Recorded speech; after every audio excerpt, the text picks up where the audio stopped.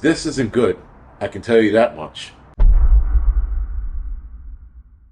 So, guys, apparently there is a group of morons that are supporting Kamala Harris. And this is Republicans for Harris. Now, I know that there are a lot of Republicans that do not like Trump. But it seems like they are all saying the same exact uniform response when someone asks them anything about Trump. And their response is the same, which is roundabout way of him being toxic and bad for America. And you'll hear toxic and bad for America in some way, shape, or form when responding to anything involving Trump. So there is a list of Republicans, former GOP and current, that are supporting Kamala Harris. This guy's all but seals Trump's fate. I mean, listen, his fate, is sealed because they don't want him to win. They do not want this man to win. And I know a lot of people are like, you should have faith. It's not about faith, guys. At this point, it's about the left or Democrats doing what they need to do to secure their spot in the so-called democracy so that he doesn't get in and drain the swamp. Though he is not stating that he's going to drain the swamp. He's not saying anything of that nature, which is sort of, to me, a little worrisome. But nonetheless, there is a group of Republicans that refuse to do anything with Trump, deal with Trump, even look at him.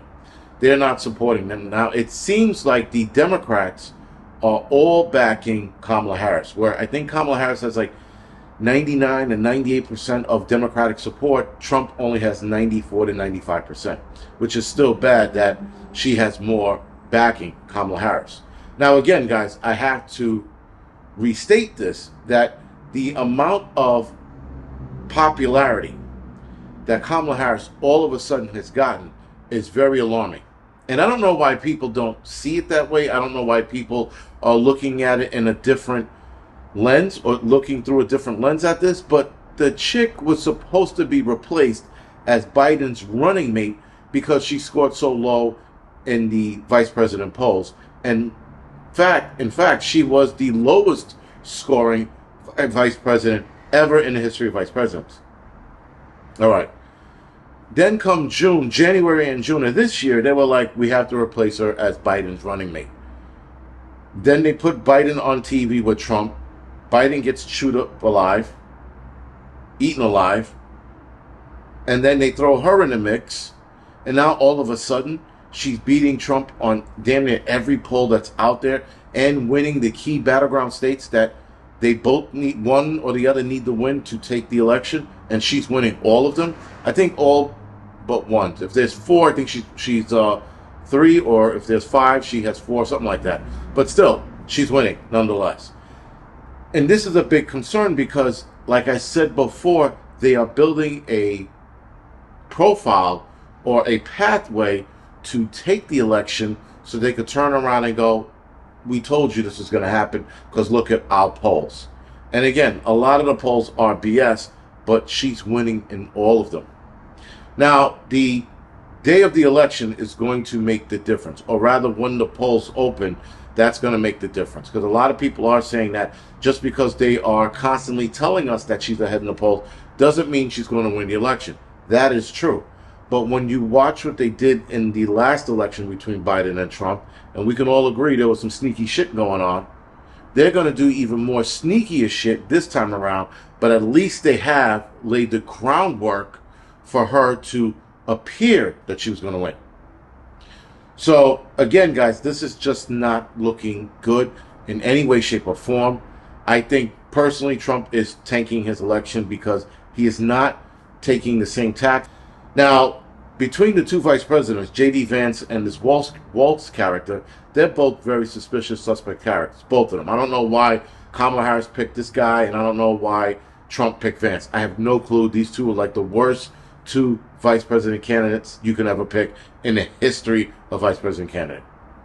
That being said, Tim Walz has a bad record of destroying the state that he was from during the riots.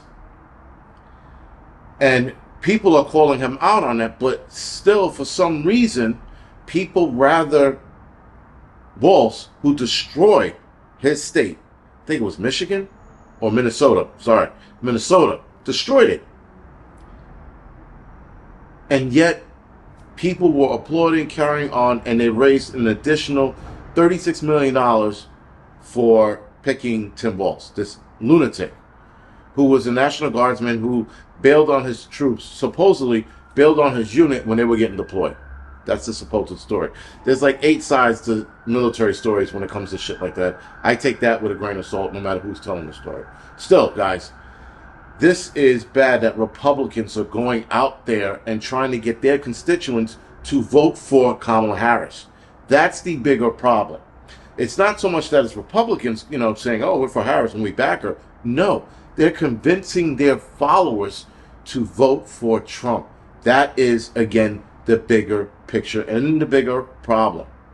The more people, guys, Republicans that side with Kamala Harris, some of these people are going to get just enough of their followers to vote for Harris.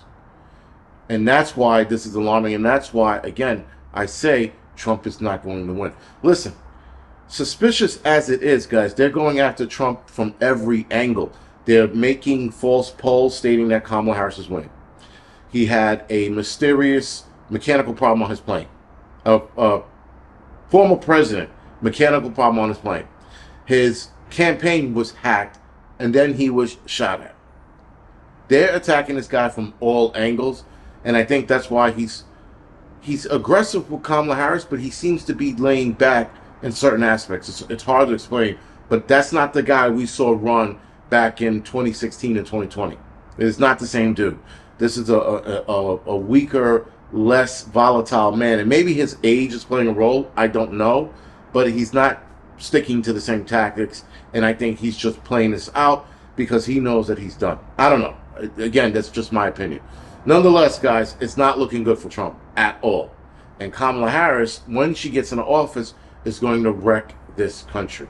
Wreck it with a wrecking ball. I mean, we thought Obama was bad. She's going to tell Obama, hold my beer. Watch what I'm going to do to America. Anyway, guys, this is The Angry Prepper. Thank you for watching.